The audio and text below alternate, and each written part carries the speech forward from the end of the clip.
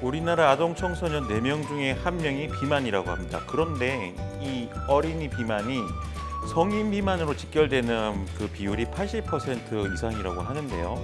어쩌다 보니 저 같은 경우 산 증인으로 나와서 이번 사업 아이템에 대한 어떤 관심이 클 수밖에 없었습니다. 이 문제를 AI 게임으로 한번 풀어보자 출사표를 던진 스타트업에서 이목을 끌고 있는데요. 인절미의 문지영 대표님, 그리고 문지영 대표님 회사를 물신양면으로 밀어주고 계시는 CNT테크의 조다성 대표님 자리에 함께 하셨습니다. 안녕하세요. 안녕하세요. 네, 알겠습니다. 네, 오늘의 게스트 분들을 소개해 주는 방식을 조금 다르게 한번 해볼게요. 원래는 자기를 셀프로 이렇게 했었는데 오늘은 문지영 대표님께서 CNT테크를 소개해 주시고요. 그 조나성 대표님께서 인절미를 소개해 주는 방식으로 가겠습니다. 일단 두 분의 그 어느 정도 의리가 어느 정도 되는지 한번 보는 건데, 네, 문 대표님부터. 문지영이라고 많이 오해를 받고 있는 인절미의 대표 문지명입니다. 다시 할게. 재밌을 것 같은데요. 그래요? 네. 네, 쭉 갈게요. 네, 이러고 있을게요. 제가 알고 있는 그 바라보는 CNT테크는 푸드테크를 비롯한 다양한 사업을 성공시키셨고 그 경험을 바탕으로 현재는 스타트업 엑셀러레이터로서 자리매김을 확고하게 하고 계시고 작년만 해도 70여 개 회사에 투자를 하실 만큼 굉장히 큰 보폭으로 나가고 있는 초기 창업 기업의 든든한 친구이자 이제 동반자 같은 존재라고 생각을 합니다. 인절미는 우리나라의 다이어트 기반의 이런 이 큐레이션 커머스나 또 다이어트 분석 앱에 있어서 한국을 좀 대표하는, 더 나아가 아시아 대표 앱이 될 거라고 생각을 해요. 특히나 대통령령으로 초중고에서 비만 관리해라 내렸는데 학교에서 답이 없거든요. 근데 이걸 깔 수밖에 없어요, 우주들이. 근데 거기에 맞춰서 학교에서 관리할 수 있는 대시보드까지 지금 제공을 했기 때문에 굉장히 미래가 밝고 지금 좀 시기적절하게 잘 나왔다. 네, 그렇게 설명드릴 수 있습니다. 그 법령이 생겼던 이유는 미국과 같은 유럽에서는 그 학교에서 단 캔 음료를 그 자판기를 설치하지 못하도록 하잖아요. 그리고 설탕세라는 게 있어가지고 그런 세금을 매기고 하면서 어린이들의 비만을 잡아야 된다라는 법과 제도 그리고 문화가 유럽과 미국에서 먼저 시작을 했는데 서서히 한국으로 들어오고 있는 게 아닌가 생각이 듭니다. 그런 분위기에 따라서 그 트렌드에 맞춰가지고 새로운 그런 서비스 모델이 나왔는데 그 모델에 대해서 조금 더 알아보겠고요. 여느 때와 같이 우리의 시작은 푸드테크 스타트업의 새로운 식단으로 열어보도록 하겠습니다. 지금 저희 앞에 있는 이 음식들이 항암, 암 치료를 받던 분들이 사실 음식을 까다롭게 좀 선정해서 먹어야 되잖아요. 그런 부분에서 영양가 있는 지중해식 음식으로 만들었다고 하는데 이 간단히 한번 먹어보면서 한번 품평을 하는데 맛있네요. 감칠맛이 도네요. 이런 표현 말고 정말 가슴에서 우러나오는 표현으로 얘기하도록 합시다. 한번 드셔보시죠. 예. 안녕하십니까. 고영양 기능성 맞춤식품 전문기업 셀리쿡 대표 정은희입니다. 셀리쿡은 한국형 지중해 식단을 연구하는 기업인데요. 이 영양소 조합 비율을 지중해 식단에 맞춰서 제공하는 것이 일반 기업과 조금 다르다고 볼 수가 있습니다.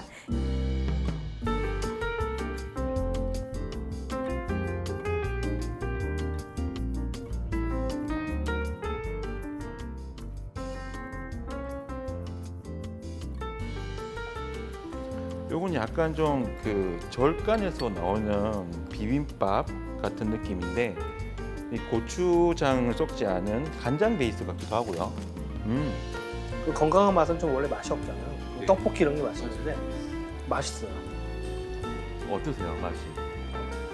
맛있다는 말을 하지 말라고 하셔서 열심히 머리를 굴리고 있었는데 일단 맛있다는 생각이 제일 먼저 들고요.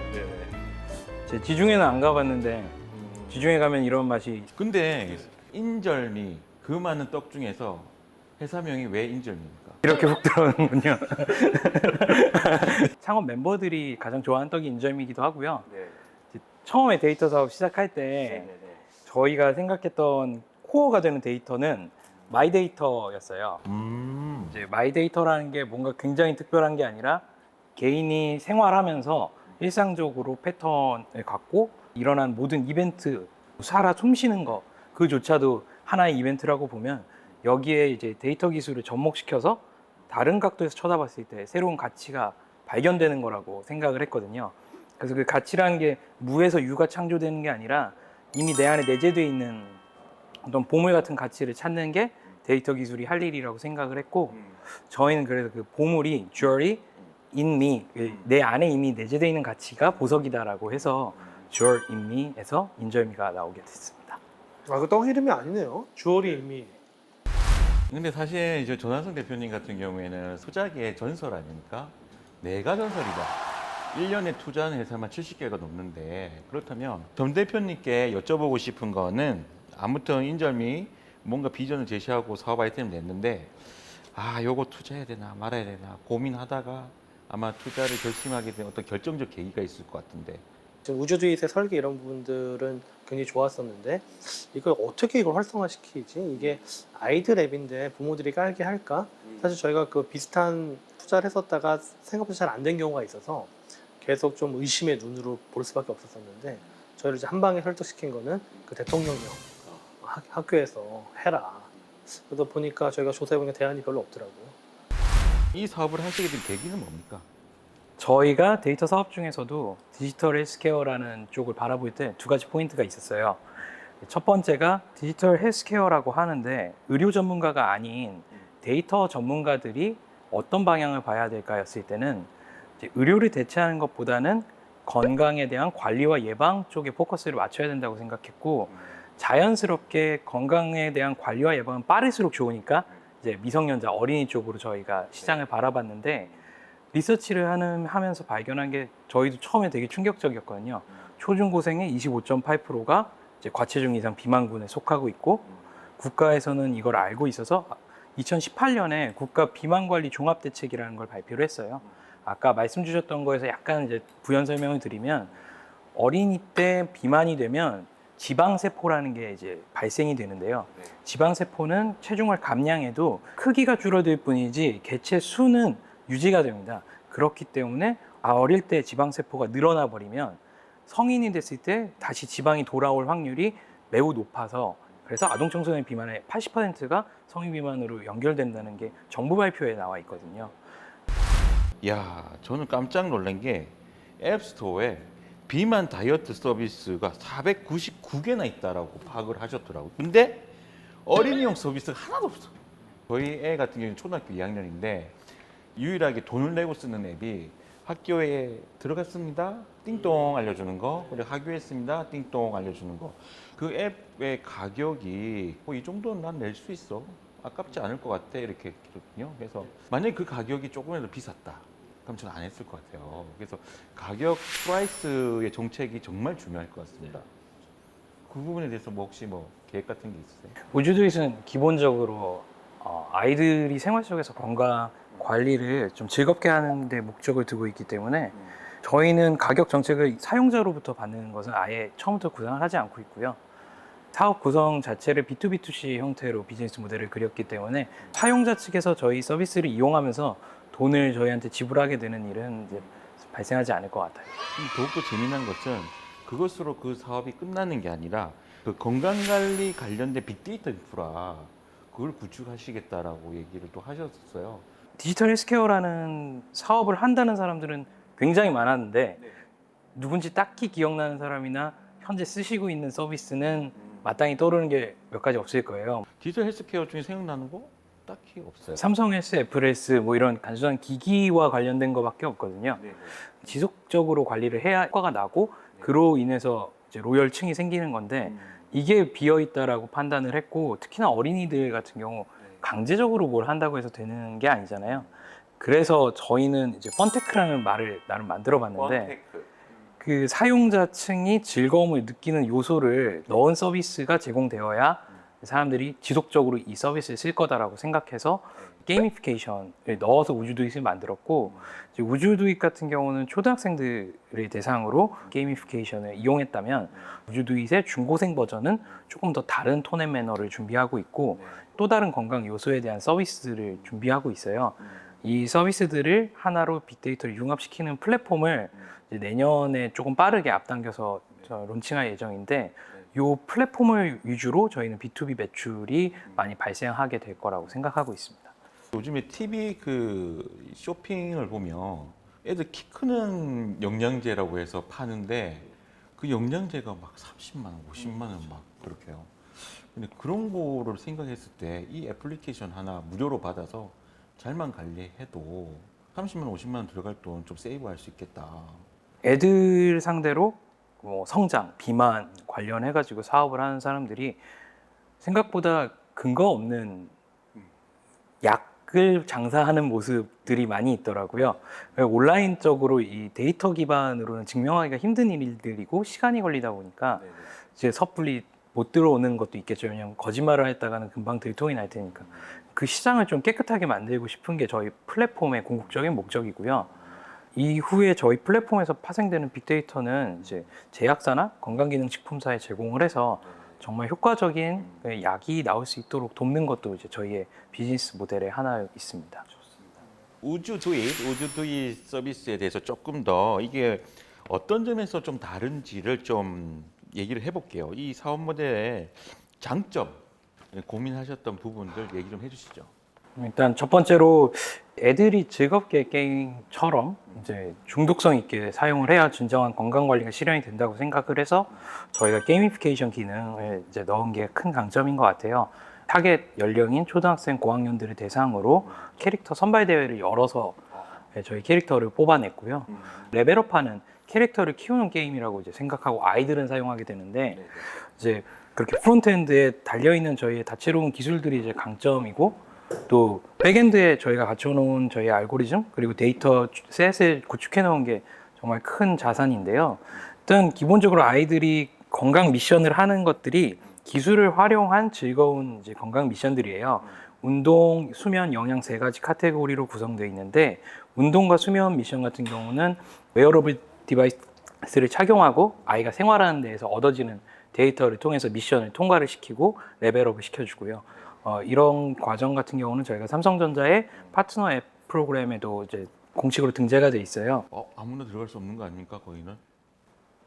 어쨌든 잘 들어갔습니다. 또 영양 미션 같은 경우도 저희 앱 서비스 같은 경우는 아이들이 밥 먹을 때 비전 AI를 사용해서 애들이 음식 먹는 거를 찍으면은 자동으로 음식명하고 영양소 칼로리 분석까지 다 해주거든요. 부모님과 함께 연동해서 앱 서비스에 가입하는데 코드를 따로 드려요. 그래서 아이들은 게임 모드이고요. 부모님은 헬스케어 리포트 모드가 들어갑니다. 부모님이 우주두잇에 들어오시면 우리 아이의 건강 관리를 리포팅해 드려요. 그리고 저희가 특허를 보유 이미 하고 있는 게 AI 기반으로 개인 건강 데이터에 대해서 맞춤형 관리법을 추천해주는 특허를 보유하고 있거든요.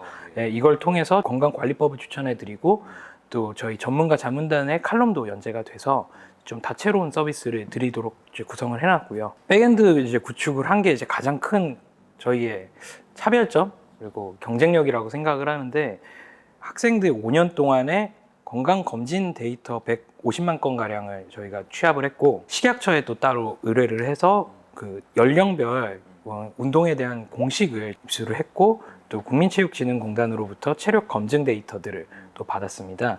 이렇게 취합한 데이터들에다가 의사, 한의사, 물리치료사, 셰프들로 구성된 자문단의 이제 말씀을 들어서 밸런스를 맞춘 저희만의 알고리즘으로 기본적으로 미션을 제공하게 되거든요.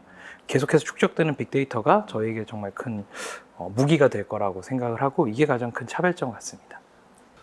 전 대표님 VC 벤처 캐피탈 입장에서 사실 요즘에 늘어나는 스타트업들이 이제 정부 부처가 가지고 있는 DB를 가지고 뭔가 사업을 하잖아요. 네. 그러면 좀 어떻게 좀 믿을만 해요. 그 이전에 그 한국정보화진흥원이라는 데 있습니다. 보통 니아라고 얘기하거든요. 그래서 한국정보화진흥원의 그 빅데이터 팀이 있어요.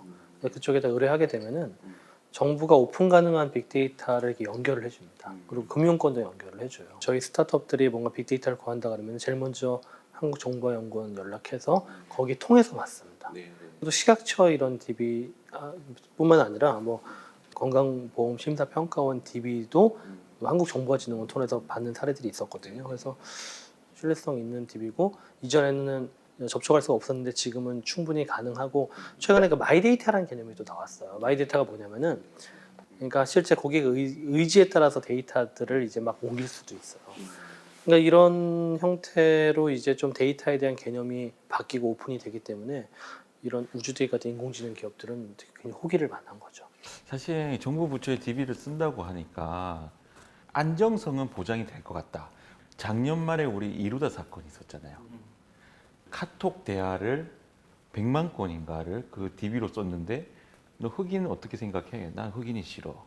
이런 식으로 비하 발언을 했었고, 이거는 AI가 알아서 데이터를 모아가지고 학습한다지만 결국 인간의 적극적인 개입을 통해 가지고 DB를 순도 100%로 만들어야 되는 측면도 있긴 해요. 그런 측면에서 그런 사고가 나지 않으려면은 오히려 정부 부처의 마이데이터 같은 그런 식의 좀 정제된 DB를 쓴 업체가 좀 성공하는 모델이 좀 나와야 되지 않겠습니까? 자랑 하나 해도 돼요? 오프 더 네, 레코드인데 하셔야 됩니다. 아직 좀 뭐 공식적으로 나가진 않았는데 니아에서 문화빅데이터 우수기업 사례로 뽑혀가지고 영상을 조만간 촬영할 예정입니다. 시장의 트렌드가 있느냐, 팀빌더를 어떻게 구성했느냐, 그리고 사업 모델의 차별성 어떤 것이냐, 이런 걸 아마 다 보셨을 것 같은데 본인 팀의 어떤 특장점 얘기해 주신다면 뭐가 있을까요? 말씀해 주신 대로 다양성을 갖추려고 노력을 한 부분인데요. 저희 회사가 20대에서 50대까지 좀 연령대가 다 있어요. 네, 그래서 개발자 중심의 이제 조직이지만 어떤 서로 다른 시각 그리고 백그라운드 그리고 경험을 바탕으로 좀 평등하게 얘기를 하는 게 고객을 이해하는 서비스를 만드는 지름길이라고 생각해서 이제 일단 인력 구성도 다양하고 성별도 약간 거의 5대5로 지금 균형이 맞춰져 있고요. 원격 의료 이것도 말 많잖아요. 어떻게 지금 우리 인절미가 가지고 있는 사업 모델은 어떤 규제와는 어떻게 좀 풀이한가요? 이 원격 의료의 규제를 피해갈 수 있는 방법이 있어요. 그러니까 진단을 안 하면 됩니다.